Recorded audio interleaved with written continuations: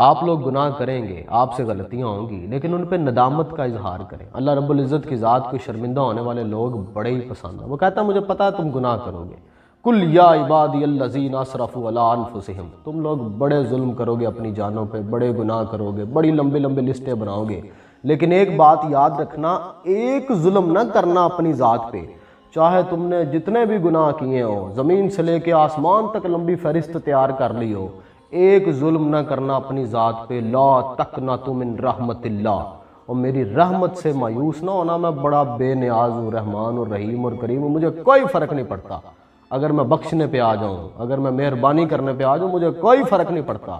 تم لوگوں نے بس مایوس نہیں ہونا۔ اس کی ایک بڑی وجہ، آپ 100% پرفارم نہیں کر سکتے، ایک بڑی وڈی بلا ہے جی ساڈے پیچھے پئی ہے، جہدا نام شیطان ہے، اور وہ کوئی ایڈی کمزور جی پرسنالٹی نہیں ہے گی۔ ایتھے عام بندیاں سٹیٹس نہیں لائے ہوندے واٹس ایپ تے، میری انا کا یہ تقاضا ہے، میرا دشمن میرے معیار کا ہو۔ تو جس نے دشمنی اللہ رب العزت کے ساتھ مول لی ہوئی ہے، آپ کو لگتا ہے کہ وہ کوئی کمزور سی پرسنالٹی ہے؟ آپ اس کی آٹو بایوگرافی تو پڑھ کے دیکھیں شیطان کی۔ شیطان ہونے سے پہلے تک، جب تک اس کا نام عزازیل رہا ہے، آپ اس کی آٹو بایوگرافی پڑھیں، آپ کو پتہ لگ جائے گا۔ زاہد، عابد، والی، تقی، قبازیل، استاد الملائکہ عزازیل، اتنے بڑے بڑے ٹائٹل تھے اس کے۔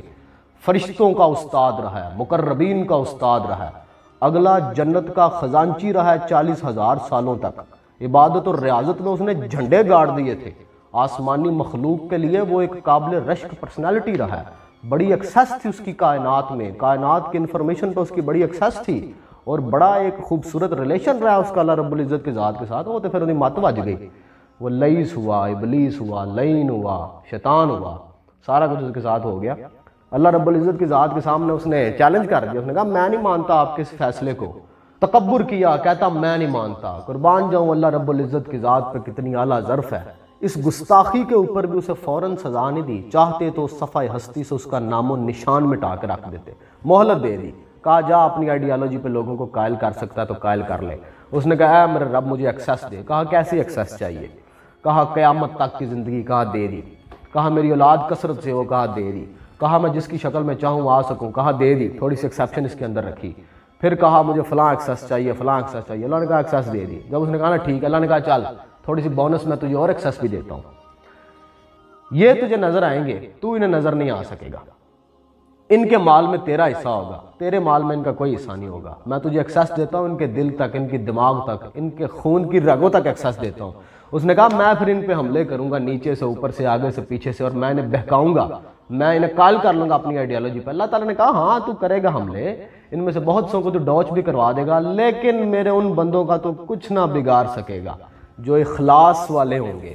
پھر دیکھیں نا اللہ کے بندوں نے کیسی کیسی پرفارمنس دی ہے۔ اخلاص بیسیکلی ایک کیفیت کا نام ہے، جب وہ کیفیت طاری ہوتی ہے تو بندہ مضبوط ہو جاتا ہے۔ اللہ کے نیک بندے تو ہر وقت اسی کیفیت میں ہوتے ہیں۔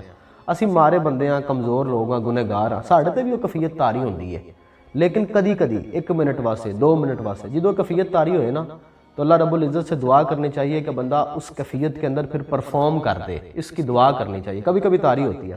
بڑے دن پہلے نا میں رات کو موبائل چلا رہا تھا، میں 5-6 گھنٹے موبائل چلایا لگاتار،